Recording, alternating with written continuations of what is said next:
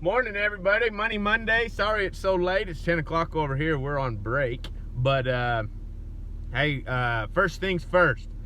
Got the machine back. Tried to upload the whole story on the machine. Will not upload. So, story on the machine. The company I had fixing it, Bills did a great job. They're the repair guys that I took it down to Oklahoma City. They did a jam-up job. The machine runs great, you know. I'm glad to have it back. And it sounds mean too, so that's good. But the other company I had put together to build the chop frame, the tank, and the drop down kit for the fan, they weren't doing what they said they'd do. They kept jacking me around, kept pushing it around, and it just drove me crazy. That machine had been down there for 2 months, so I was just waiting on it, and so I just finally was like, hey, listen, I'm coming to get it. Sell it to somebody else. I don't even think they had it built, because it was like, yeah, no problem, we can sell it to somebody, you know. So they didn't even have it built, I don't think. But oh well.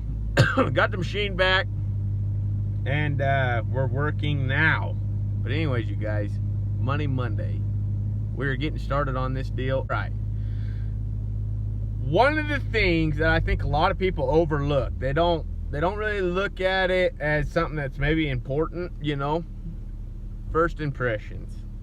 All right, this is huge. Sometimes I leave like an impression of like, wow, this dude's like, whoo, son of a that old boy, he's bubbly. But anyways, guys, first impressions, I think it's extremely freaking important. If you watch a businessman, you watch a guy that's out making massive amounts of money, all right, massive amount. We're talking $1 million deals here, all right?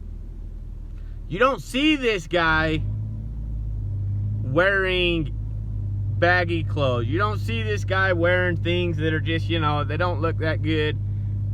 You don't see this guy driving around in like an old beater car and stuff. Now, I'm not saying that this is all something we all got to work into, you know. It's not something that, oh yeah, I'm just going to go buy a brand new F350 King Ranch. I'm going to build the slickest bed on this thing. No, this is an example of where this guy probably came from to where he is now. Now, this guy's making $1 million deals, all right? He's not driving around a 72 whatever, or, you know, unless it's like completely fixed up and it looks slick. But he wants somebody that when they see this guy, it comes off as power, for one. For two, you know, power, authority. They trust this guy right off the bat. He looks like he could handle $1 million deal. All right. Now we're going to bring this back onto ourselves here. Guys, you're going to show up to a job, and your first jobs are not going to be that fun. All right. You're going to show up with these old beat up trucks, with these old beat up, I mean, everything's just going to be beat up, you know. It's just how it works.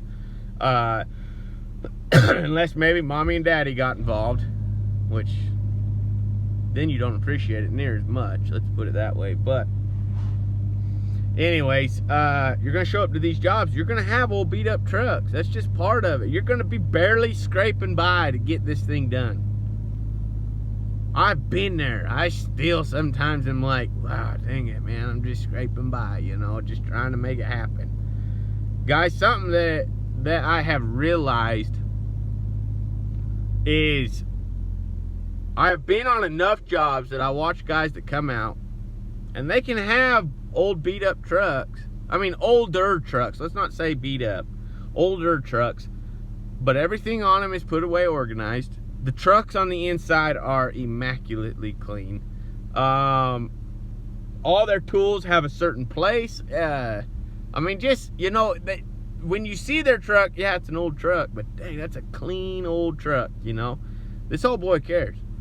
First impression, man, this guy's organized. This guy, he cares about his stuff. Second impression that I get off of a lot of these jobs that I've been on is these guys come out with starched clothes.